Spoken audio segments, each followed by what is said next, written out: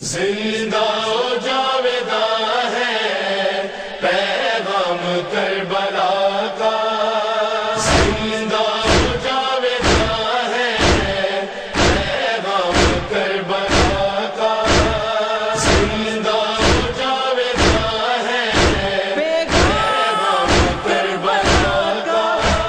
لا حول ولا قوة إلا بالله العلي العظيم. حسبنا الله ونعم الوكيل، نعم المولى ونعم النصير. أعوذ بالله من الشيطان الرجيم. بسم الله الرحمن الرحيم. الحمد لله الذي يؤمن الخائفين وينجي الصالحين ويرضى المستكبرين ويهلك ملوكا ويستخلف آخرين. والصلاة والسلام على رسوله محبوب رب المشرقين والمغربين جد الحسن والحسين نبينا سيدنا أبي القاسم محمد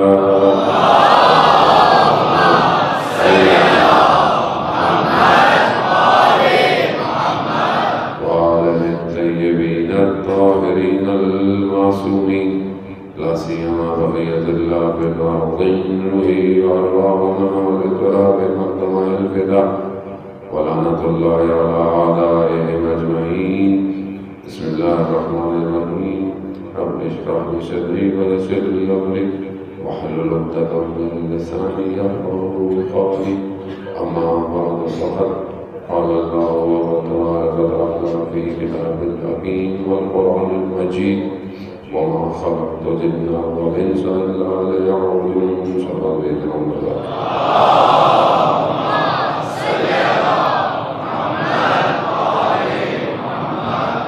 صلى الله سید الشہداء ایام آزاد کا دوسرا عشرہ اور ہماری خمسے تیسری مجلس ہر 2 دن اور آپ کی خدمت میں خداوند متعال آپ کے آنے کو قبول کرے، اور ہم بہرحال ان مجالس سے اٹھ کے جب جائیں تو خدا ہمارے کردار میں تبدیلی پیدا کرے، اور ہم ہر ایک قدم کو ظہور کے طرف بڑھنے کی توفیق عطا فرمائے۔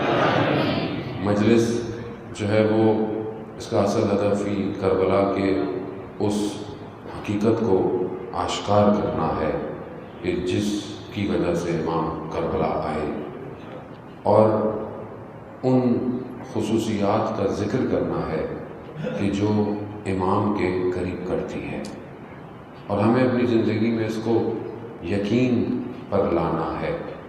علم تو ہم سب کے پاس ہے، یقین کی منزل پہ پہنچنا ہے کہ امام ہی زندگی اور حیات ہے۔ جب ہم زیارتیں پڑھتے ہیں، خاص طور پہ آخری امام کی زیارت بھی ہے کہ السلام علیکم یا عین اللہ، یعنی خدا کی آنکھ، خدا کی طرف ہر چیز جانے کے لیے یہ اصل امام ہی ہے۔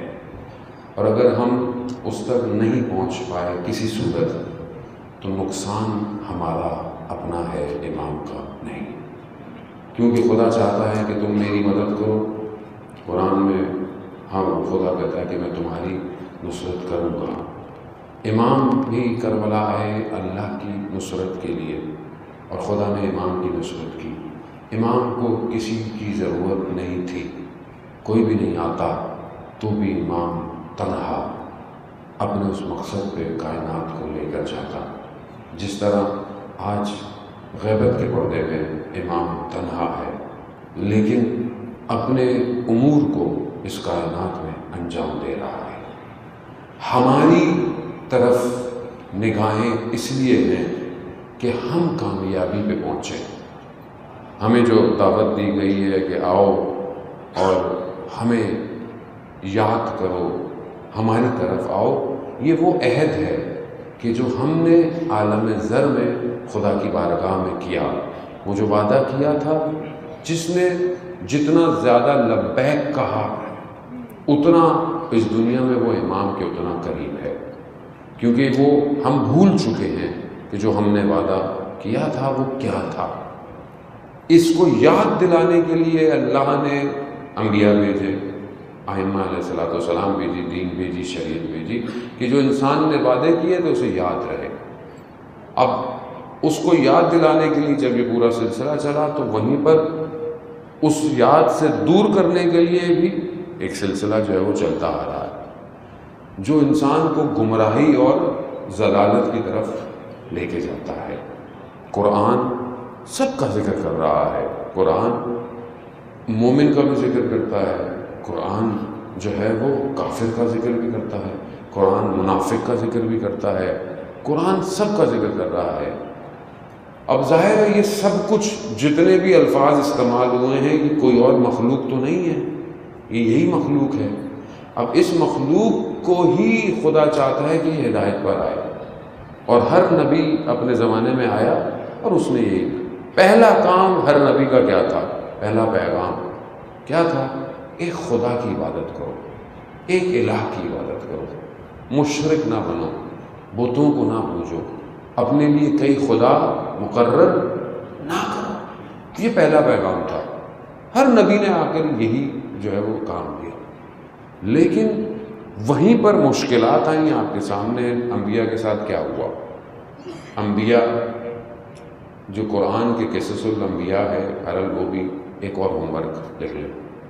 قصص الانبیاء ایک کتاب ہے جو انبیاء کے واقعات ہیں، اس کو تھوڑا سا پڑھیں تاکہ پتہ چلے کہ انبیاء نے کیسے کیا کیا طریقے سے اپنے دور میں اپنی امتوں کی اصلاح کی ہے۔ یہ بہت امپورٹنٹ ہے۔ بلکہ قرآن بھی جب پڑھیں تو تھوڑا نئے طریقے سے، مطلب طریقہ کیا، یعنی دیکھیں کہ حضرت ابراہیم پر کتنی آیتیں ہیں، ان کو آج کل تو سافٹ ویئر آ گئے ہیں، آج کل تو انٹرنیٹ ہے، آپ ایک لکھیں گے ساری آیتیں آ جائیں گی، ان کو دیکھیں کہ حضرت ابراہیم کہاں کہاں ہے۔ یہ درد میں اپنے لیے بیان کرتا ہوں، آپ کے لیے نہیں بیان کرتا، یعنی مجھے خود کو یہ تکلیف ہوتی ہے کہ ایک وہ کتاب کی جو جاویدہ معجزہ ہے اس سے میں مانوس نہیں ہوا ہے ابھی تک۔ مجھے ابھی تک پتہ نہیں چلا کہ کس نبی کی داستان، پوری داستانیں نہیں ہیں اس کے اندر، حدیث و روایات اس کو پورا کرتی ہے، لیکن جو واقع ہیں وہ عبرت کے لیے ہیں۔ جو واقع ہیں، یعنی آپ دیکھیں کہ ایک نبی جو ہے وہ قوم سے ناراض ہو کے چلے گئے، کہاں گئے؟ اب خدا کہہ رہا ہے کہ واپس جائیں، مگر نہیں گئے۔ جتنا اوپر ہے انسان اتنا سینسیٹیو ہے معاملہ۔ اولو العزم پیغمبر سب کیوں نہیں ہیں؟ تھوڑے سے ہیں، کیوں؟ مقامات ہیں، انبیاء کے بھی مقامات ہیں، انبیاء کے بھی مقامات ہیں۔ کہیں کسی سے ترک اولا ہو گیا، یہ جو کام کرنا تھا وہ نہیں کیا تو معاملے ہلکے ہلکے۔ اب ایک نبی کو کہہ رہے ہیں کہ خدا کہہ رہا ہے کہ نہیں واپس جاؤ، معافی مانگو، گئے، مچھلی نے اپنے بطن میں چھپا لیا، کتنے عرصے تک اس تاریکی میں رہے، ایک تاریکی سمندر کی، ایک تاریکی شب کی، پھر ایک تاریکی مچھلی کے اندر۔ ظلمت ہے، لا الہ الا انت سبحانک انی کنت من الظالمین۔ یہ وہ ہے نا فاستجبنا لہ ونجیناہ وکذالک ننجی المؤمنین۔ یہ وہ ہے جو حضرت نے کہا تھا مچھلی کے بطن کے اندر آ کے۔ یہ تاریکی ظلمت کیا ہے کہ جس سے نجات صرف خدا دے سکتا ہے، کوئی نہیں۔ یعنی انبیاء نبی مشکل میں آ گئے، نجات مانگ رہے ہیں، کون دے گا نجات؟ کون دے گا؟ وہ تو 3 لیئر کی ظلمت تھی، مگر آج کتنی ظلمت ہے معاشرے کے اوپر، کفر کی، منافقت کی، کتنے معاملات ہیں جس اندھیروں کے اندر ایک انسان ڈوبا ہوا ہے، اسے پتہ ہی نہیں۔ تو یہ کیسے ظلمت سے باہر نکلے گا؟ کیسے باہر نکلے گا؟ حدیث تو لانی ہے، بہرحال مجھے جتنا وقت مل سکا میں آپ کی خدمت میں اس کو بیان کروں گا، لیکن پہلے اس بات کو سمجھیں کہ یہ انبیاء آئے تھے، یہ کیوں آئے؟ ایک پورے نظام کو لے کر حضرت شعیب اپنی قوم پر حضرت عیسیٰ کو بھیجا، مطلب ہر نبیوں کو بھیجا. 25 انبیاء کا ذکر ہے قرآن میں، باقی 1,24,000 تھے، لیکن 25 ہی کا ذکر کیا خدا نے، نام جو لیے. آ کر نجات دے رہے ہیں. کیوں؟ تاکہ معاشرے میں فساد نہ ہو، معاشرے میں مشکلات نہ ہو، معاشرے میں کرپشن نہ ہو، اور بچیں، بیلنس زندگی میں آئے. اگر آج معاشرے میں آج پوری دنیا میں ہو رہا ہے، آج تو ایسا لگتا ہے کہ نبی کی زیادہ ضرورت ہے کہ نہیں ہے؟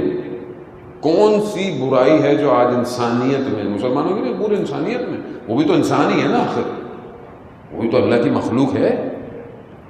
کتنی برائیاں ہیں، مگر رسول فرما گئے میرے بعد نبی کوئی نہیں آئے گا، نبی نہیں آئے گا. ہاں ایک اور سلسلہ چھوڑے جا رہا ہوں امامت کا، یہ رہے گا قیامت تک. لیکن کیا ہوا جب ائمہ کو چھوڑ کے گئے تو لوگوں نے ائمہ کے ساتھ کیا کیا آپ کے سامنے، ایک ایک کر کے. اس زمانے کا جو بھی سیٹ اپ تھا دوسرا والا، اس نے کہا کہ اس امام کو روکو، جیسے میں نے کل آپ کی خدمت میں بیان کیا کہ یہ شخص اکیلا پوری کائنات پلٹ سکتا ہے. دشمن جانتا ہے امام کو، ہم نہیں پہچانے امام کو، ہم نہیں پہچانے. تاریخ بھی یہی گواہ ہے ان واقعات کی. دشمن پہچان گیا ہر امام کو، کہیں زندان ہے، کہیں نظر بند ہے، کہیں 14 سال زندان میں امام ہے، شیعہ نہیں پہچانے. اب بات تھوڑی سی سخت ہوتی ہے، لیکن اب کرنی کب کریں گے؟ 11 اللہم صلی علی محمد. 1186 سال ہو گئے امام کی ولادت کو. کتنے ہو گئے؟ 1186. غیبت کو کتنے ہو گئے؟ صغرا کبرا ملا کے 1181 سال. 1181 سال ہو گئے. ابھی بھی مصلحت کریں ہم لوگ؟ نہیں مولانا، وہ ناراض ہو جائیں گے، یہ ناراض ہو جائیں گے، وہ مسئلہ ہے، ٹرسٹ کا مسئلہ، انجمن کا مسئلہ، نواخان کا مسئلہ، اس کا مسئلہ. یہ مسئلہ کون حل کرے گا؟ کیوں ایک امام 14 سال زندان میں رہا؟ کیونکہ جو مشکلیں شیعوں پر پڑنی تھی وہ امام نے اپنے اوپر لی، اپنے اوپر لی. مگر نہیں تھے کہ شیعہ اس وقت؟ شیعہ تھے.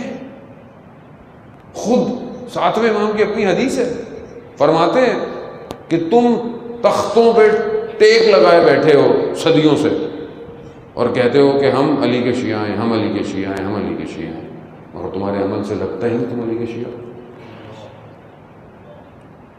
علی کا شیعہ کیسے کہتے ہیں؟ اس کی صفات کیسی ہونی چاہیے، اس کی خصوصیات کیسی ہوں، وہ گھر میں کیسا ہو، وہ بازار میں کیسا ہو، وہ اپنی عبادت میں کیسا ہو. شیعہ شیعہ ہے.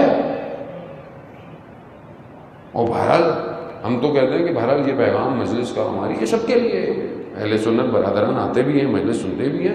ہماری مجلس میں کوئی ایسی چیز ہی نہیں ہے کہ جو کسی کی دل آزاری کرے.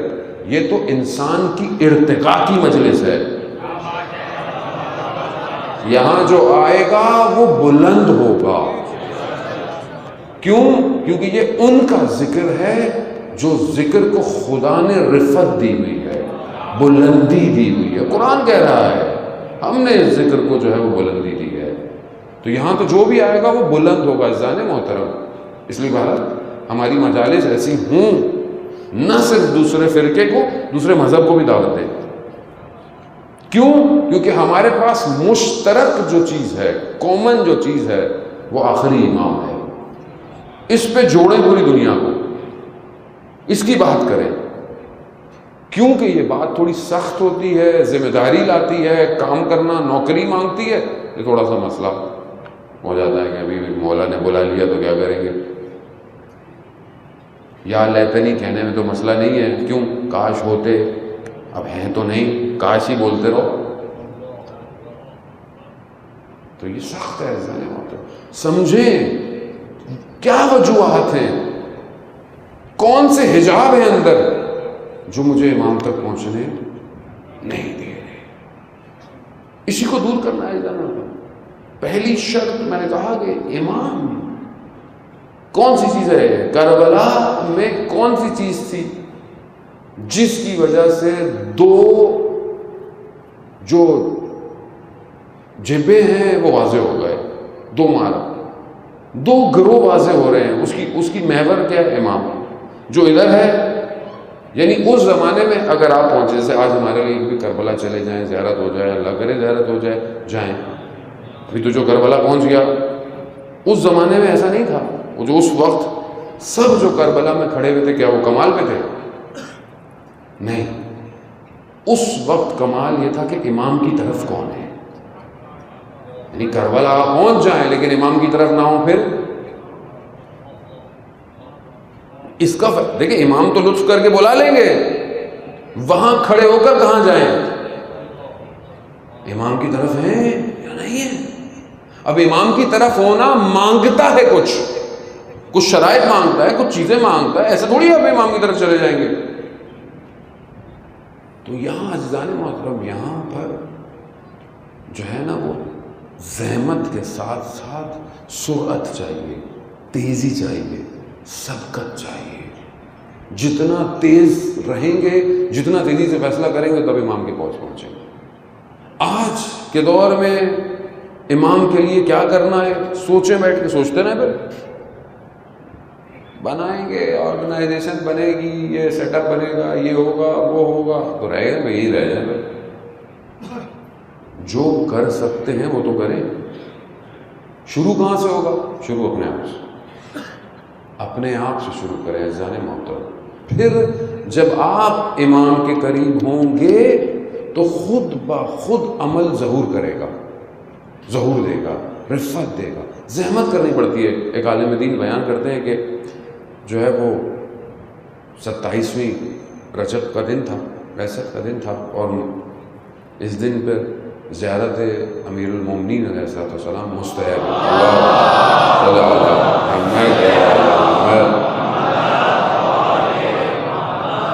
امام کی زیارت جو ہے وہ مستحب ہے. لوگ بھی، بیمار بھی جو ہے وہ مفات الجنا پڑھیں تو آپ کو پتہ چلے گا 27 رجب جو ہے وہ نجف میں گزارنی چاہیے جتنی ہو. تو کہتے ہیں میں صبح پہنچا بین طلوعین، فجر کے بعد. تو میں جوتے جہاں دے رہا تھا تو وہاں ایک اور عالم دین جو کہ اس زمانے میں مشہور تھے زاہد ہونے کی وجہ سے، مجھے ملے. وہ اپنے جوتے لے رہے تھے، میں دے رہا تھا. تو مجھے انہوں نے کہا کہ 3 دن ہو گئے میں نے صرف چائے کا 1 کپ پیا ہے. اب جب میں نے یہ لیا تو میں نے کہا یہ پتہ نہیں کیوں مجھے کہہ رہے ہیں. بھئی اگر زحمت کر رہے ہیں، ریاضت کر رہے ہیں، عبادت کر رہے ہیں تو اپنے لیے کر رہے ہیں، مجھے کیوں کہا انہوں نے؟ خیر میں اندر آیا اور میں نے وہ زیارت غدیریہ جو زیارت تھی امام کی، 3 گھنٹے لگے. میں نے بڑے حال اور گریہ کے ساتھ وہ زیارت پڑھی. 3 گھنٹے زحمت پڑھی. میں گھر گیا، تھک گیا. 3 گھنٹے تھک گیا. میں جا کے سو گیا. میں نے خواب میں دیکھا کہ میں حرم میں ہوں، تھوڑے سے لوگ حرم میں کھڑے ہوئے ہیں مولا کے، اور میں بھی زیارت پڑھ رہا ہوں، لوگ بھی. کہا وہ جو عالم دین ہیں ان کو میں نے عرش کے درمیان میں دیکھا، اور وہ صرف پڑھ نہیں رہے، وہ پورے وجود کے ساتھ مولا کائنات کی زیارت کر رہے ہیں، پورے وجود کے ساتھ. یعنی ہر اعضا امام کی زیارت کر رہا ہے. تو کہا میری سمجھ میں آ گیا. مجھے کہہ رہے تھے کہ میں نے 3 دن، یعنی جتنا کمال پہ جانا ہوتا ہے اتنی محنت کرنی پڑتی ہے. اب ہم تو محرم میں ایسے آ جاتے ہیں. امام تک پہنچنے کے لیے لوگوں نے کئی عرصے انتظار کیا ہے. ایسا نہیں تھا، بعض کو پتہ تھا ہم نے کربلا پہنچنا ہے، انتظار کر رہے تھے. ہم کتنی زحمت کرتے. شب قدر کی رات آئی، ہم تو آئے مسجد میں، چائے کہاں ملے گی، یہ سب. بہرحال آج تو آپ کے لیے نیاز کا اہتمام ہے انشاءاللہ، کیونکہ بہرحال مولا کی نظر ہے، میرا کوئی اس میں وہ کمال نہیں ہے. تو مولا کا لنگر ہے، پوری دنیا کھا رہی ہے، ہم بھی کھا رہے ہیں. تو اس کو جو ہے وہ بہرحال SOPs کے لیے انہوں نے ڈسپوزیبل رکھا ہے تاکہ کوئی شکایت نہ کرے. یہ لوگ تو بہرحال اللہ صلی علی محمد وعلی محمد. عزیزان محترم، آج یعنی شب قدر جب آتی ہے تو ہم اس سے پہلے کتنا تیار ہوتے ہیں؟ ایک عالم دین فرماتے ہیں میں نے پورے 365 راتیں جاگا. کیوں جاگا؟ کہا میں شب قدر کی رات اور عام رات میں فرق محسوس کرنا چاہتا تھا. یعنی زحمت کرنی ہے، تکلیف اٹھانی ہے، کچھ تو کریں امام تک پہنچنے کے لیے، تیار تو ہوں. یہ جو دسترخوان محرم میں کھلتا ہے اس کے لیے میں تیار ہوں. اب صرف مصلی پہ آپ کھڑے ہوں تو ایسے نہیں ہوتا. یعنی تہجد پڑھنی ہے. اب کیسے پڑھنی ہے؟ الارم لگا کے پڑھیں گے. دن ایسا گزارے کہ ملائکہ آئیں اٹھانے تمہیں. دن ایسا گزارے. کیسا دن گزرا؟ دن میں کیا کیا؟ دن میں مراقب رہا، محاسبہ کیا، بچایا اپنے آپ کو؟ نہیں. یہاں تو پھر وہ گھوم پھر کے بیچارہ موبائل آ جاتا ہے. یہاں تو سونے سے پہلے بھی واٹس ایپ اور آنکھیں کھل نہیں رہی ہیں. تعقیبات فجر واٹس ایپ، کہیں کو مس نہ ہو گیا وہ میسج. اپنی کتاب تو پڑھ لو، اپنے وجود کو پڑھ لو. ویسے ایک تو یہ مشکل وائرس، سوشل ڈسٹنس، پہلے ڈسٹنس میں تھے ہم لوگ. کہاں لوگ کسی سے باتیں کرتا ہے؟ میاں بیوی ایک دوسرے سے بات نہیں کرتے موبائل میں. میسج، وہ گروپ میں میسج بھیجا، چیک کر لیجیے گا. ایسے ہی ہوتا ہے نا. وہ دیکھیے آپ نے کیا، وہ گروپ میں دیکھ لیجیے گا، وہ بھیجا ہے باجی نے کچھ. سب اسی پہ ہے. کھانا کھاؤ وہ بھی بھیج دو. بعد میں کھانا پہلے بھیجنا ہے. تبھی پھر تکلیف ہوتی ہے کہ بیمار ہوتا ہے آدمی. بھائی کیوں بھیج رہے ہو؟ خود کھاؤ. زیارت پہ گئے پہلے سیلفی ہو جائے. مولانا مسائل پڑھ کے اترتا ہے. آپ کو پتہ بندے کی حالت کیا ہوتی ہے؟ مولانا سیلفی ہو جائے. کیا ہے مجھے بتائیں. آپ کسی کو منع بھی نہیں کر سکتے آپ، لیکن خود آپ سوچیں کیوں؟ کیونکہ ہم اصل میں اس کے ساتھ جڑ گئے، آپس میں دور ہو گئے. اچھا اس وائرس نے ویسے ہی بول دیا، اب ویسے ہی دور تھے، بولا اور سوشل ڈسٹینس. اچھا وہ ہمارے یہاں تو کوئی بھی نہیں سوشل ڈسٹینس، سب ایسے ہی ہے. ماسک بھی پبلک. میں نے بولا لوگوں سے آپ کیوں نہیں پہنتے؟ فلانی جگہ تو ماسک مل رہا تھا. کہا وہ جیب میں رکھ لیا، بعد میں کہاں آئے گا. بھائی آپ کے لیے ماسک ہے، آپ پہنے، ڈسپوزیبل ہے. کیا کریں آپ مجھے بتائیں نا. ایسے میں جب ایک چھوٹا ایک امر، ایک معمولیت، ایک کام انجام نہیں ہو رہا تو کل بڑے کام کیسے کریں گے آپ مجھے بتائیں. ہمارا نہیں بریکٹ کے اندر بات آ گئی تو میں کہہ دوں، یہ جو مشکلات ہیں آج کل کے دور کی، رسول خدا حضرت محمد مصطفیٰ صلی اللہ علیہ وسلم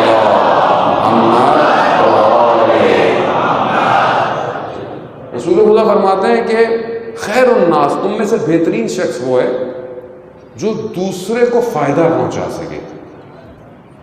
بہترین شخص وہ ہے جو دوسرے کو فائدہ پہنچائے. اب میری ذات دوسرے کو کیا فائدہ دے رہی ہے؟ پہلا فائدہ کہاں ہوگا انسان کا؟ گھر میں. میرے وجود سے گھر میں کوئی فائدہ ہے؟ یا یہی بولتے رہتے ہیں ماں باپ پتہ نہیں کیا ہو گیا. فائدہ دے رہا ہوں، خوب بڑا ہو گیا، پڑھ لیا، گھر بن گیا. چند چیزیں جو ہیں وہ حدیث ہے کہ انسان کے لیے دنیا اور آخرت دونوں میں خیر ہے. 4 خصوصیتیں ایسی ہیں کہ جو دنیا اور آخرت دونوں میں خیر ہے اگر کسی کے پاس ہے. 4 خصوصیتیں. اس میں سے ایک خصوصیت کیا ہے؟ پہلی تقوی، ورع کا لفظ ہے وہ حدیث کے اندر ہے، یعنی پرہیزگار، یعنی اپنے آپ کو بچاؤ. یہ خصوصیت ہے. کتنا بچاتا ہوں اپنے آپ کو، کس طرح بچاتا ہوں، یہ میں نے کافی گفتگو کر چکا ہوں اس میں. دوسری چیز جو ہے وہ صبر ہے، کہ انسان میں حلم اور بردباری ہو. حلم یعنی انسان میں تحمل ہو کہ مشکلات ہو رہی ہیں زندگی میں، انسان بردبار رہے. کوئی مطلب سامنے آپ کے کچھ کہہ دے، آپ بردبار رہو، آپ صبر کے ساتھ رہو، آپ ساری چیزیں. ایک چیز اس میں جو رسول خدا نے کی ہے وہ کہ کسی کی بہترین زوجہ ہو، اس کی دنیا اور آخرت دونوں میں خیر ہے. اب مردوں کی عجیب سی حالت ہو گئی. یہ سب کے لیے ہے نا، ویسے حدیث تو اسی لیے کہ زوجہ ہو، لیکن دوسری طرف سے بھی ہے کہ اچھا ہمسر ہو اس کے لیے. اب یہ معاشرے میں جو ابھی اس ٹائم فقدان ہے عزیزان محترم، اس کی وجہ سے زیادہ ہے. یہ ساری چیزیں ختم ہو جاتی ہیں، نیکی ختم ہو جاتی ہے، تقوی ختم ہو جاتا ہے، صبر ختم ہو جاتا ہے جب گھر میں بیوی یا شوہر اچھا نہ ہو. بڑا نمازی پرہیزگار، ماتھے میں سجدے کا نشان لگا ہوا، گھر میں اخلاق، بیوی کے ساتھ رویہ، ماں باپ کے ساتھ رویہ. یہاں بیوی بیٹھی ہوئی مصلی بچھا کے تسبیحاں درود تسبیحاں چلے، شوہر آیا بیچارہ، بھائی اس کی مدد کرنا واجب ہے، اس کے کام کرنا واجب ہے. نہیں، یہ اس کو کون سنبھالے؟ آپ دیکھا سب بہہ جاتا ہے جب انسان اپنے واجب کو نہیں سمجھتا. واجب کیا ہے؟ گھروں میں جو مسائل ہیں، اصل جب گھر سکون میں نہ ہو نا عزیزان محترم، تو آپ باہر کچھ نہیں کر سکتے. وہ صحابی عظیم جو شجاع صحابی کہ جس کے جنازے کو رسول کبھی دائیں سے اٹھاتے ہیں کبھی بائیں سے اٹھاتے ہیں، پوچھا یا رسول اللہ یہ کیا ماجرا ہے؟ کہاں جہاں جہاں حضرت جبرائیل اٹھاتے تھے میں بھی اٹھاتا تھا. یعنی ملائکہ اترے ہوئے جنازے میں، خود قبر میں اترے، صحابی کو دفنایا. ماں نے یہ دیکھا، کیا بات ہے میرے بیٹی کی، کیا خوش نصیب. رسول خدا فرماتے ہیں جلدی نہیں کرو. کہا کیوں؟ کہا میں عذاب دیکھ رہا ہوں. کیوں؟ گھر میں بد کلام تھا اور باہر میں اتنا اچھا، میرے سے اچھا کوئی ہے ہی نہیں، لوگ میری تعریفیں کر کر تھکتے نہیں ہیں، مگر گھر میں بد کلام ہو، تلخ کلام ہو، جواب دیتا ہو، دونوں کے لیے نا. یہ فساد ہے معاشرے میں، یہی فساد پر جنم لیتا ہے. جب گھر میں سکون نہیں ہوتا، مرد باہر تلاش کرتا ہے سکون. میں ساری چیزیں کوڈ ورڈ میں بیان کر رہا ہوں. پھر خواتین شکایت کرتی ہیں، میسج کرتی ہیں، مولانا صاحب ہمارا شوہر باہر آفس میں یہ وہ. آپ نے گھر کا ماحول ایسا رکھا ہے کہ وہ گھر میں آتا توجہ دے؟ یہ کون سکھائے گا؟ یہ تعلیمات کون سکھائے گا؟ کسی اسکول میں تو پڑھائی نہیں جاتی، نہ ٹی وی پڑھاتا ہے. ٹی وی تو آپ کو دکھاتا ہے ایک شخص 2 3 ناجائز تعلقات. یہ ڈرامے سارے ہمارے ایسے ہی ہیں، یہی سکھا رہا ہے وہ. نہ ٹی وی سکھائے گا آپ کو، نہ یونیورسٹی، نہ اسکول. بے حجابی، برائی، ویسٹرن ایجوکیشن. چھوٹی بچی جو ہے وہ سوچتی او بوائے فرینڈ نہیں ہے تمہارا. میں مارس کی باتیں نہیں کر رہا عزیزان محترم، میں یہی کی باتیں کر رہا ہوں. یعنی کہاں پہنچ گئی ہے معاشرہ. اور آپ بولے نہیں مولانا یہ باتیں نہیں کریں. کیسے پہنچیں گے امام تک یہ لوگ؟ بربادی کیا ہے؟ بربادی گھر میں ہے. ایک تو پہلے آپ کو یہ پتا ہونا چاہیے کہ جب آپ شادی کر رہے ہیں تو آپ اپنی نسل کی ماں لے کر آئیے کہ جس کے بطن میں سرباز امام زمان پیدا ہو. تو اللہم صلی علی محمد. لیکن اس کے لیے اپنے آپ کو بھی تو اس قابل کروں کہ جب میں کسی کی ایک محنت ہوئی ہوا ایک ہیرا ایک موتی لے کر آ رہا ہوں تو خود بھی تو قابل ہوں اس کے، خود سمجھوں میں. لڑکوں نے جوانی میں شادیاں کر لی ہیں، 6 7 8 مہینے بعد جدا. کیوں؟ اصل پتہ ہی نہیں ہے کہ کسی کو بیٹی کو گھر میں رکھنا کیسے.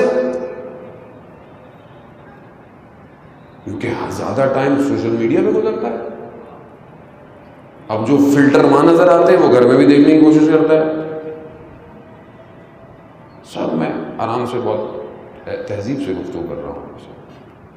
عزیزان محترم سمجھیں، برباد نہ کریں نسلوں کو. خدا کی نعمت ہے یہ اولاد. خدا واپس مانگے گا اپنی نعمت کو. نعمت سالم لینی ہے، ذمہ داری ہے.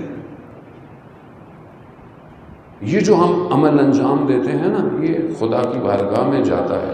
قرآن کہتا ہے تمہارا عمل ترفعو، یعنی رفعت کرتا ہے. کون سا عمل؟ عمل صالح.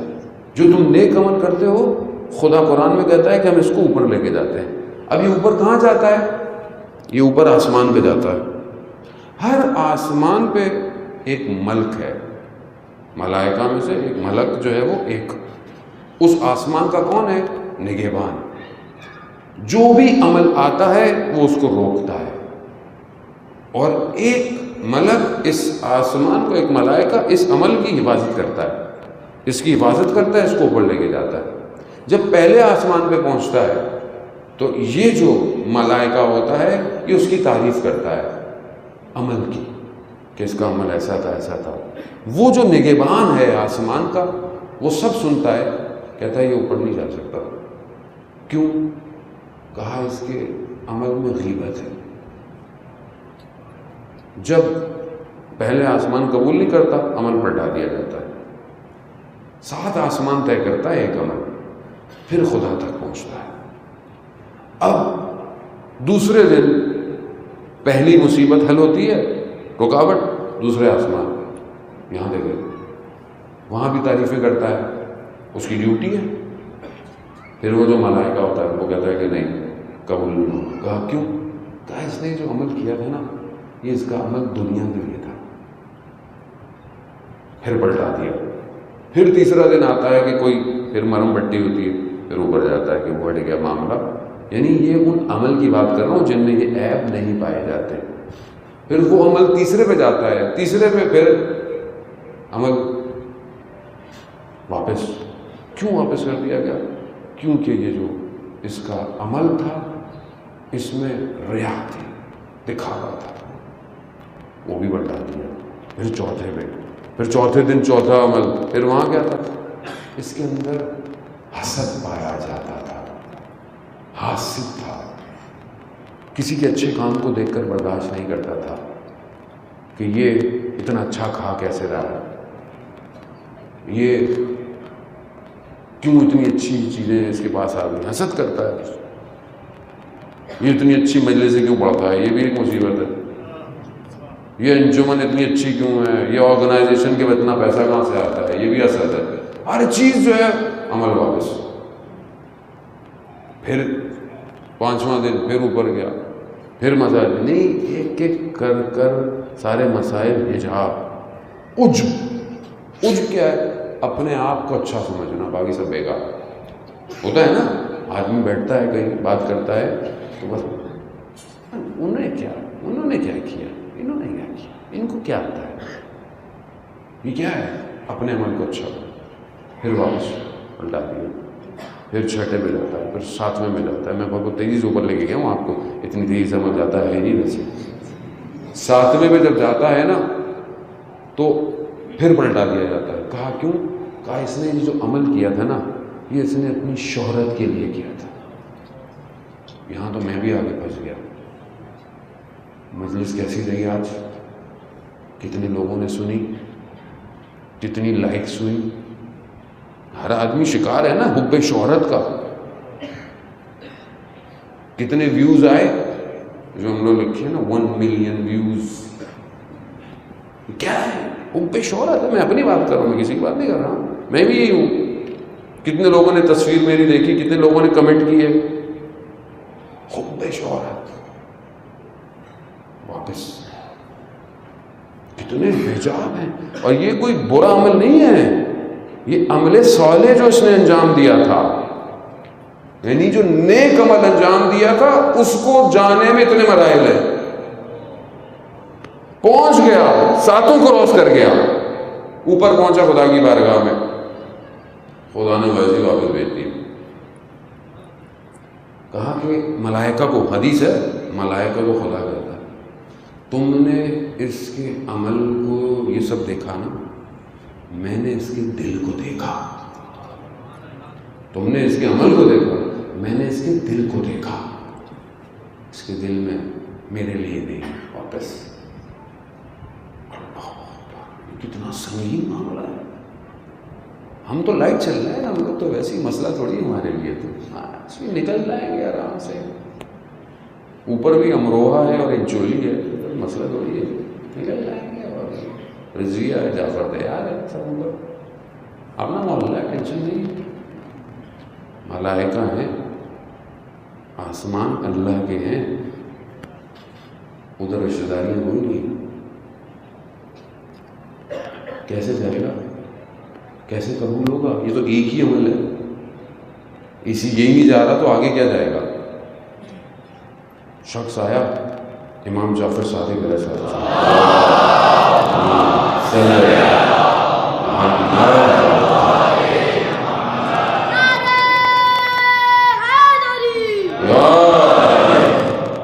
شخص امام کی خدمت، امام کا نماز پڑھی، نماز پڑھی، دوبارہ پڑھو، دوبارہ پڑھی، کہا نہیں، تیسری دفعہ پڑھو، تیسری دفعہ پڑھی. امام کے سامنے پڑھ رہا تھا. ایسا نہیں تھا کہ شاہد اور آداب کے ساتھ نہیں پڑھا، سب پڑھ رہا تھا. لیکن امام نے کہا تمہاری نماز قبول نہیں ہے. یعنی سب ہوتے ہوئے ویسی نہیں پڑھ پایا جیسے امام چاہتے تھے. امام نے کہا کہ 2 رکعت نماز صحیح نہیں پڑھ سکتے؟ 2 رکعت نماز صحیح پڑھو، اوپر جائے گی. ابھی یہاں تو ایسی، یہاں ابھی دیکھ رہا ہوتا بچوں کو، مطلب بچے تو ایسے پڑھتے، اللہ اکبر ہی کیا، تھوڑی دیر میں دیکھا تو وہاں سے آنا جانا سب. اچھا اس کو کون بتائے کہ یہ وہ نماز اور عبادت ہے، یہ خالق کے آگے حاضر ہے. خالق کے آگے، خالق کا پتہ ہی نہیں ہے. کمپنی کے سی او کے سامنے کھڑا ہو، ٹائی سیدھی، شرٹ کی سلوٹ، فائل ہاتھ میں، سب پریزنٹیشن. کمپنی کیا دیتی ہے؟ کمپنی نوکری، گھر، گاڑی، اس سے زیادہ تو جان تھوڑی دیتی ہے. خالق کے آگے کھڑے ہوئے.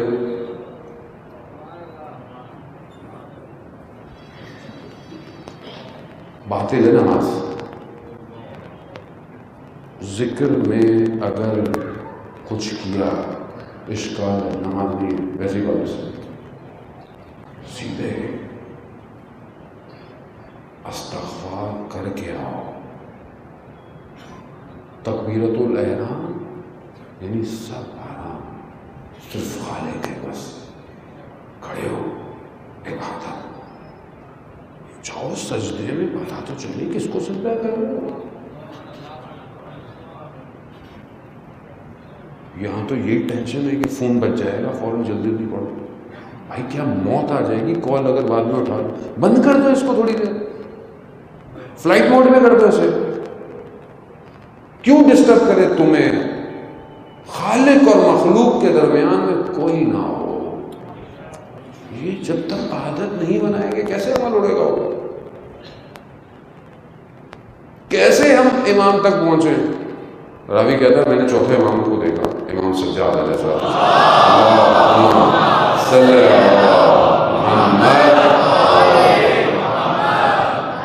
امام نماز پڑھ رہے تھے، امام کی ابا گر گئی، ہٹ گئی. نماز ختم ہوئی، کہا مولا آپ نے توجہ نہیں کی، آپ کی ابا ہٹ گئی تھی. کہا تو نہیں جانتا ہم کس کے سامنے کھڑے ہوئے تھے؟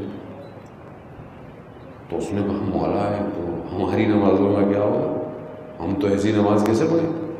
کہا نوافل پڑھ کے اپنی ان نمازوں کے نواقص کو پورا کر. نفل پڑھو نماز کے ساتھ. ہم تو یہاں اگر توفیق ہوتی بھی ہے کی اڑ گئے. بھائی ہر نماز کے بعد ایک دعا مستجاب ہے، دل سے کرتے، دل سے دعا کرتے. تسبیح سب سے بہترین ذکر نماز کے بعد تسبیح سیدہ کرتے ہیں آرام سے، اللہ اکبر اللہ اکبر اللہ اکبر اللہ اللہ اللہ اللہ، پتہ ہی نہیں پڑ رہا۔ یہ تسبیح 1000 نوافل سے بہتر ہے۔ فجر کی نفل پڑھتے ہیں، تہجد کی نماز کے برابر ہے۔ نماز عشاء کے بعد 2 رکعت بیٹھ کے تہجد کا ثواب رکھتی ہے، پڑھتے ہیں۔ نماز غفیلہ پڑھی کبھی؟ بزرگ تو پڑھتے ہوں گے، جوانوں کو ضرورت ہے۔ غفیلہ یعنی معافی کے لیے، مغرب عشاء کے درمیان ایک اور ہوم ورک، مفاتی کھولیں، مغرب کی تاخیرات، نماز غفیلہ دیکھ کے پڑھیں، کوئی مسئلہ نہیں، پڑھیں۔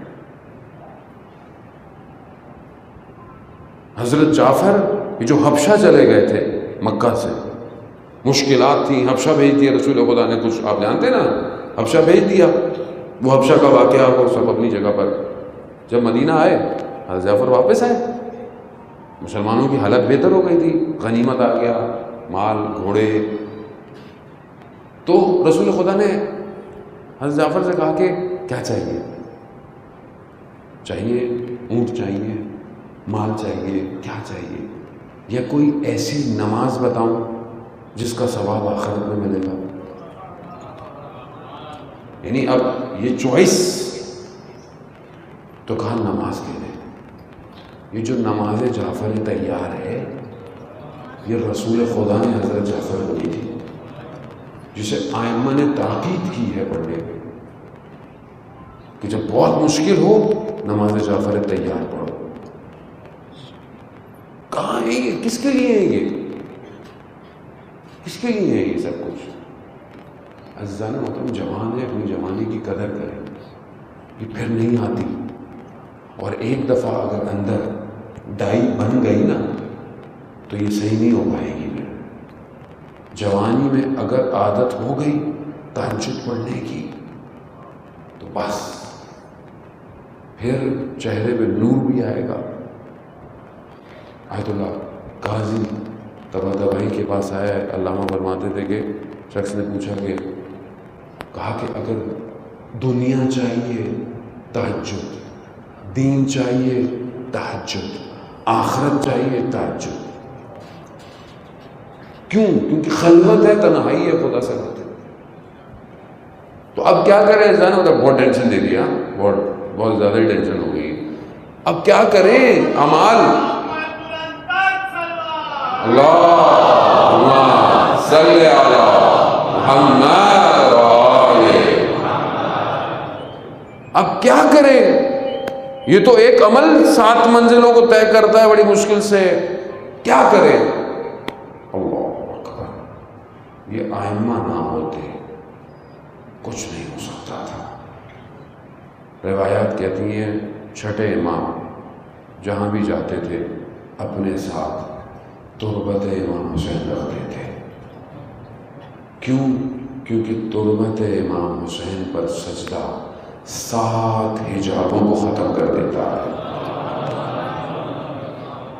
یہ جو 7 حجاب ایک عمل کو نہیں پہنچنے دے رہے، صرف خاک شفا پر سجدہ 7 چیزوں کو دور کر دیتا ہے۔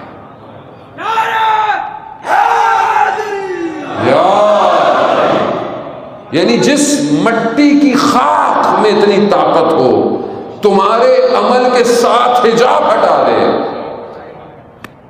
تو اس امام میں کتنی طاقت ہوگی۔ کیوں؟ کیونکہ خون کے قطرے اس خاک میں۔ اب سمجھ میں آیا امام کیا ہے؟ امام کے بغیر کیسے جائیں گے عمل؟ سمجھ میں آیا کیوں امام اتنا مہم ہے؟ ایک عمل نہیں جاتا، وہاں امام کہتا ہے کہ ہمارے پاس آ جاؤ، بس پہلے جو بھی تھا بس ہم بچائیں گے، ہمارے گرد آؤ، ہمارے گرد گھومو۔ اس مقام پہ لوگ پہنچ گئے ائمہ کے پاس پہنچتے پہنچتے کہ جن کے لیے کائنات کھل گئی۔ امام کو ہم نہیں سمجھ پاتے. اس لیے کوشش تھوڑی بہت میری ٹوٹے موٹے لفظ کہ شاید میں پہنچا پاؤں. امام کی اہمیت کو سمجھیں، امام کیا ہے. اسی لیے کوئی بھی عمل بغیر ولایت کے قبول نہیں ہے. لیکن ولایت شرائط مانگتی ہے، ولایت قربانی مانگتی ہے کہ آپ آئیں تو صحیح، کچھ کریں تو صحیح امام کے لیے. وہ جو لوگ امام کے لیے آئے تھے انہوں نے سوچا نہیں، انہوں نے دیکھا نہیں کہ کیسے کب کیا آواز آ گئی لبیک. اب ابن مظاہر کا جو ہے وہ خط نکلے تو رستے میں علماء بیان کرتے ہیں کہ مسلم ابن اوسجہ سے ملاقات ہوئی. مسلم سے پوچھا کہاں جا رہے ہو؟ کہا میں نے رات کو خواب میں دیکھا ہے رسول خدا کو کہ انہوں نے کہا کہ خضاب لگاؤ. خضاب کلر کو کہتے ہیں، یعنی خضاب لگاؤ. کہا میں اپنے محاسن کو خضاب کے لیے حمام جا رہا ہوں. کہا تعبیر سمجھ نہیں پائے. کہا حسین کربلا پہنچ چکے ہیں، وہاں خضاب لگے گا. کہتے ہیں مسلم گھر نہیں گئے کہ گھر جاؤں، نہیں، اسی حالت میں کربلا. میں تیار ہوں کہ اگر امام کی مجھے ابھی آواز آ جائے میں جاؤں گا. میں نے تو قسطیں دینی ہیں، میرے تو قرضے ہیں، میرے تو بچے چھوٹے ہیں، میرے تو گھر میں یہ مسئلہ ہے، میرا تو وہ مسئلہ ہے. کیسے ہوگا؟ یعنی میں آپ کو کہنے سے پہلے نا خود بہت ٹیسٹ کر کے آتا ہوں. اور اس سال میں نے پہلی دفعہ یہ جو درمیان میں دنیا کے حالات ہوئے نا، ایسے سفر بند ہو گئے، ٹریولنگ بند ہو گئی، تو مجھے بہت موقع ملا اپنے آپ کے بارے میں سوچنے کا.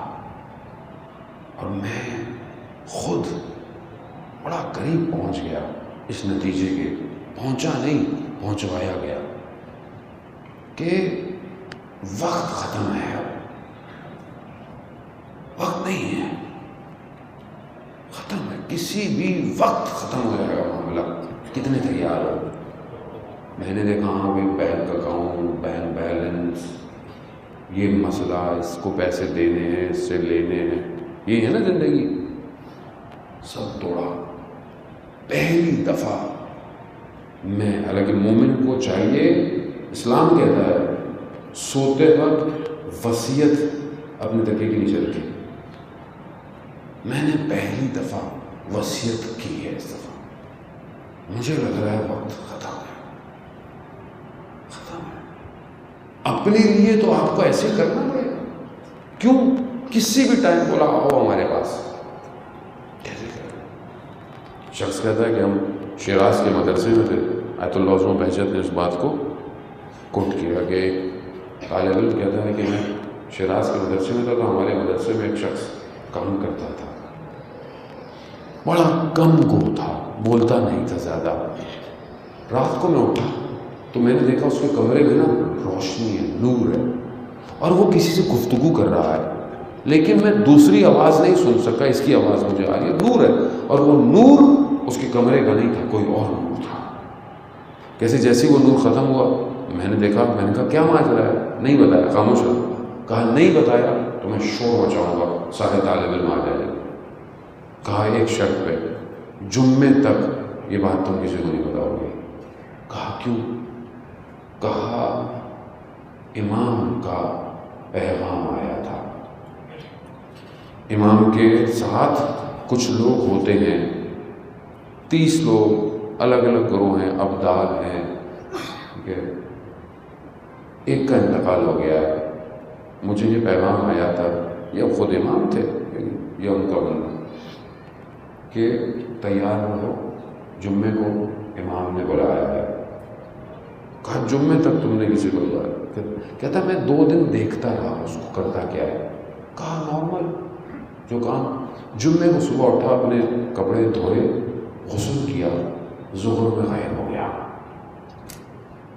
میں نے سب کو بتایا، بلایا، کہا کہاں گیا؟ کہا کس نے؟ کہا باہر گیا ہوگا، کہیں گیا ہوگا. کہا نہیں، وہ غائب ہو گیا ہے. اور یہ ماجرا ہے. کبھی بھی بلا رہے, کیا کریں گے؟ ہے طاقت سب چھوڑ کے جائیں. جب انسان اپنے بچوں کو دیکھتا ہے اس کا کیا ہوگا, یہی ہے نا سب سے بڑی چیز تو یہی ہے. انسان تکلیف کیوں برداشت کرتا ہے, کماتا کیوں ہے, رزق کیوں کرتا ہے؟ گھر کو, بچوں کو, اولاد کو. لیکن جو ساری زندگی کربلا کے بچوں کا ذکر سنتا ہو, اگر یہ اتنی مشکل اور اتنا ضروری ہوتا تو امام حسین کیوں لاتے ان کو؟ اس کا مطلب ہے کہ امام کی راہ پر سب دینا ہے. خود تربیت کریں, اپنی تیاری کریں. جوان اپنے آپ کو اس قابل سمجھے. جان محترم بہرحال آپ نے وقت بہت تیزی سے اپنے آخری دقائق کی طرف بڑھ رہا ہے. آپ جوان ہیں, آپ کی جوانی کس پہ قربان ہونی چاہیے؟ کون ہے جوان کربلا کے اندر؟ جوان ہے نا. تو آپ اور میں اتنے امپورٹنٹ ہیں کہ وہ جوان امپورٹنٹ تھا؟ وہ جوان امپورٹنٹ تھا نا, وہ کہ جس کو دیکھتے تھے امام حسین, وہ جو اہل حرم کے دل کا سکون تھا, وہ جوان کتنا امپورٹنٹ ہوگا کہ جو خلق میں خلق میں پیغمبر کی شبیہ تھا. جوان ہے نا.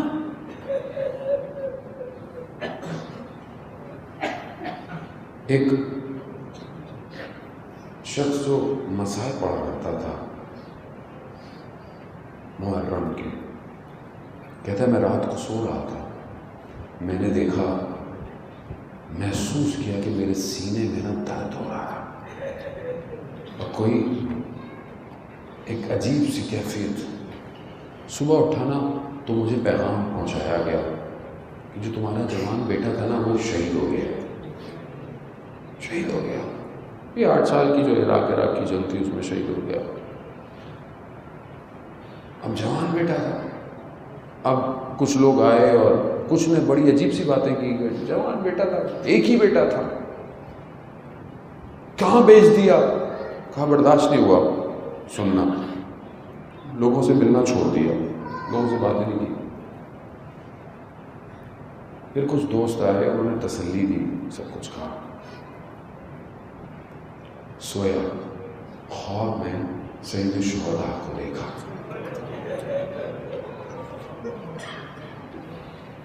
کہا کہ ساری زندگی علی اکبر کے مسائل پڑھتے رہے, اب محسوس ہوا جوان چاہتا ہے تو کیا ہوگا.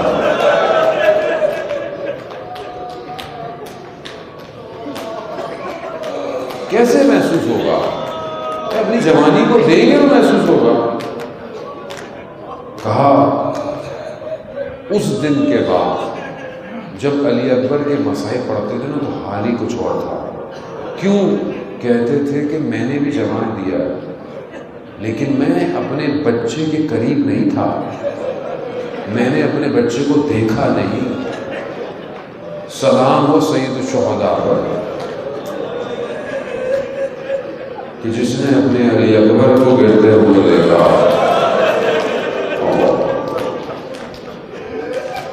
یہ ایام کربلا کے عاشورہ کے مسائل کو تازہ کر دیتے ہیں. کیوں کرتے ہیں؟ میں تو تھوڑا سا ذکر کرتے ہیں, آپ رونا شروع ہو جاتے ہیں. خدا کی توفیق ہے, خدا کا شکر ہے, آنکھوں میں آنسو آتے ہیں, دل جو ہے وہ تڑپتا ہے. لیکن آپ تصور کریں ان خواتینوں کو کہ جو اس سفر کی سختیوں کے ساتھ ہاتھوں میں رسیاں, راستے کے تانے, باغی, یہ آسان نہیں ہے. اور اس میں سب سے سخت کہ جو داغ روز عاشورہ لگا جس ماں کو، وہ ابھی بھلا پاتی نہیں تھی کہ نیزے پہ سر نظر آ جاتا تھا۔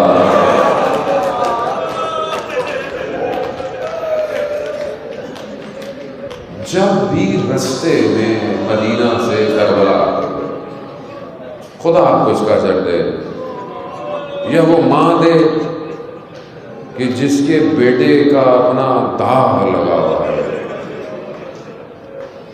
یہ جب مدینہ سے نکلے مکہ سے اس طرف آئے نا، تو رستے میں جب بھی علماء بیان کرتے ہیں کہ جب بھی کوئی اہل حرم کو کوئی بات پہنچانی ہوتی تھی نا، تو مولا علی اکبر کو بھیجتے تھے۔ کیوں؟ کیونکہ علی اکبر سے بڑی محبت تھی سب کو، جس کی آواز پیغمبر جیسی ہو، جس کا چہرہ پیغمبر جیسا ہو، اس کی بات سن کر سب کو سکون آ جاتا ہے۔ روز عاشورہ بھی یہی ہوا۔ روز عاشورہ بعض علماء بیان کرتے ہیں کہ جب علی اکبر پہلے شہید ہیں بنی ہاشم، علی اکبر جب خیموں سے نکلنے لگے نا، تو کبھی پردہ ہٹتا تھا، کبھی نہیں، کئی دفعہ ایسا ہوا۔ کیا دیکھا؟ ایک بچی ہے جو علی اکبر کو جاتے وقت پکڑ لیتی ہے،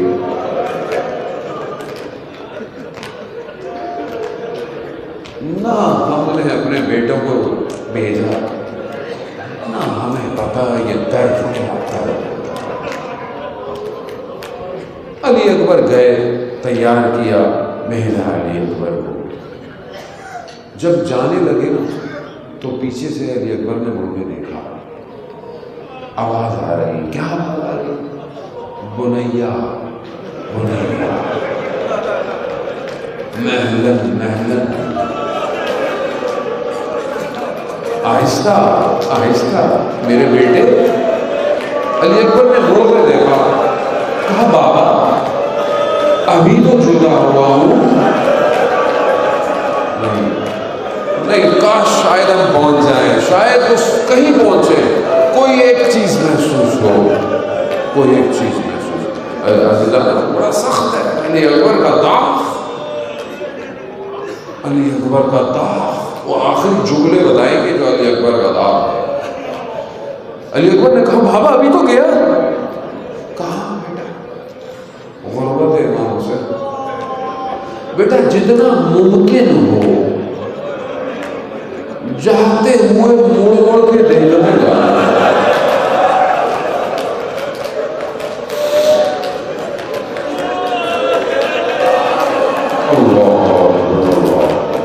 کیا محبتیں ہیں، بس آپ نے گریہ کیا، خدا نے قبول کر لیا۔ عزیزان محترم، خود مولا علی اکبر جوانوں کو شفاعت دیں، طاقت دیں، شجاعت دیں، ایمان کے ساتھ بصیرت دیں جوانوں کو۔ علی اکبر، ہاں توسل کیا کریں علی اکبر سے۔ ہم لوگ بہت کم توسل کرتے ہیں علی اکبر سے۔ علی اکبر سے متصل ہو جوان ہو۔ یہ عجیب جوان ہے جس نے کہا تھا کہ کیا فرق پڑتا ہے، موت ہم پہ آ پڑے، ہم موت پہ جا پڑے۔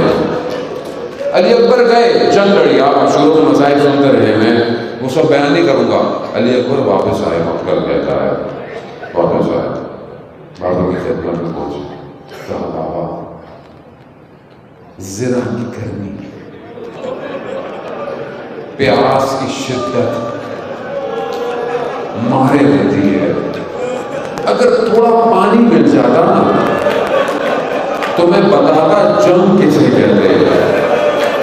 ہاں عزادارہ محترم، مقتل یہ بیان کرتا ہے، لیکن آپ اپنے دل پہ ہاتھ رکھ کے بولیں، مگر علی اکبر جانتے نہیں تھے بابا کے پاس پانی نہیں ہے، تو کیا چیز تھی جو علی اکبر کو کھینچ کے لائی؟ بنیا بنیا،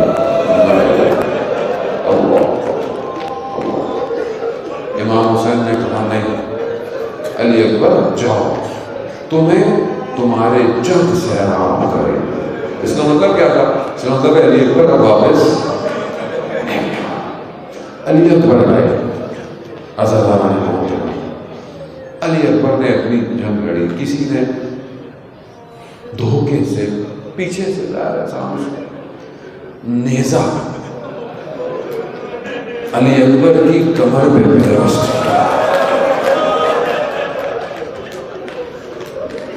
علی اکبر نے نیزے کو توڑنا نکالنا چاہا, ٹوٹ گیا. اسی حالت میں علی اکبر پہ گرز لگا. علی اکبر توازن برقرار نہ کر پائے, اپنے ہاتھوں کو اپنی سواری پہ ڈالا. اب یہ سواری جہاں جہاں گئی فَقَطَّعُوهُ, مقتل کہتا ہے ٹکڑے ٹکڑے کر دیا تلواروں نے علی اکبر کو. جہاں جہاں سے گزرے. اب جب علی اکبر نیچے آئے تو یہ وہ شہید ہے کہ جس نے امام کو مدد کے لیے نہیں پکارا. کہا بابا میرا سلام ہو. اب بعض مقتل کہتے ہیں کہ نہ جانے جب حضرت حر کا بیٹا شہید ہوا نا تو امام حسین پہنچے ہیں. حضرت حر آنے کے کہا حر جوان بیٹے کے لاشے پہ باپ نہیں آتا, آؤ حر دیکھو حسین کس طرح پہنچے. ہاں دارائن محترم بس تحمل نہیں ہوگا, اس سے بھی نہیں پڑھا جائے گا. اب کیا ہوا, ایک بیٹا تاریخ میں قرآن کہتا ہے کہ قربان کرنا تھا, ہاتھوں میں رسیاں باندھی, آنکھوں میں پٹیاں باندھی حضرت ابراہیم نے. کہا خدا نے قربانی مانگی ہے. حضرت ابراہیم دیکھ نہیں سکتے تھے. آئیے خلیل اللہ آئیے, یہ ذبح عظیم ہے کربلا میں. یہاں امام دو زانو ہوئے, ہاتھ سینے پر رکھا, پرچی نیزے کی پکڑی, انا للہ پرچی کھینچی, اور آخری پرواز ہے.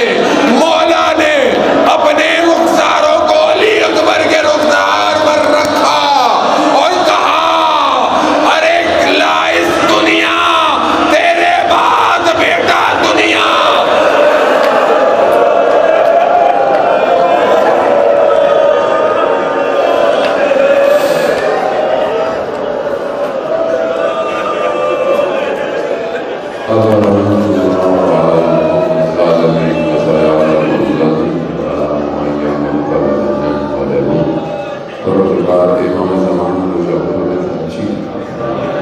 ہمیں ان کے ناصروں کے مددگاروں میں شمار کرنا. پروردگار ہماری اس عبادت کو اپنی بارگاہ میں قبول فرما. پروردگار جہاں بھی ماتم عزاداری ہو رہی ان سب جگہوں کی حفاظت فرما. شیعان حیدر کرار کی جان مال عزت آبرو کی حفاظت فرما. آپس میں مسلمانوں کو اتفاق سے رہنے کی توفیق عطا فرما. تفرقہ اور سازشیں کرنے والوں کو ان کے کیفر کردار تک پہنچا. ہمارے ملک پاکستان کو عزت اور استحکام عطا فرما. اس کے دشمنوں کو نیست اور نابود فرما.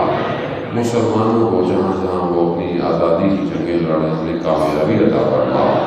مسلمانوں کے دشمنوں کو نیست اور نابود فرما. علماء اکرام, مراجع اکرام اور جو بھی دین کی خدمت کر رہا ہے, سیکیورٹی والے, پولیس والے, اسکاؤٹ والے, کیمرے والے, ساؤنڈ والے, انجمن, ٹرسٹ, ہر شخص جو بھی اپنی نوکری کر رہا ہے, پروردگار اس کو اپنی بارگاہ سے اجر عظیم عطا فرما. اس بیماری, اس وبا کو انسانیت سے دور فرما. جتنے مریض ہیں سید الشہداء امام سجاد کے صدقے پروردگار شفا کاملہ عطا فرما. جتنے بھی اولاد ہیں علی اصغر کے صدقے میں اولاد صالح عطا فرما. پروردگار ہمیں کوئی غم نہ دے سوائے غم حسین. آپس میں مومنین میں محبت اور اتفاق سے رہنے کی توفیق عطا کرنا. ہمیں مقصد امام حسین کو سمجھنے کی, اس پر چلنے کی توفیق عطا کرنا. ہمارے گھر کو قرآن کی تلاوتوں سے منور فرما. ہماری اولاد کو وقت کے امام کا سپاہی بننے کی توفیق عطا کرنا. ہماری ماں بہنوں کے پردوں کی حفاظت فرما. انہیں حضرت سیدہ اور حضرت زینب کی سیرت پر چلنے کی توفیق عطا کرنا. ہمارے مرحومین کی قبروں کو ہمارے نیک عمل سے منور فرما. اللہم ارزقنا زیارت حسین فی الدنیا وشفاعته في الآخرة. صلى الله على محمد وآله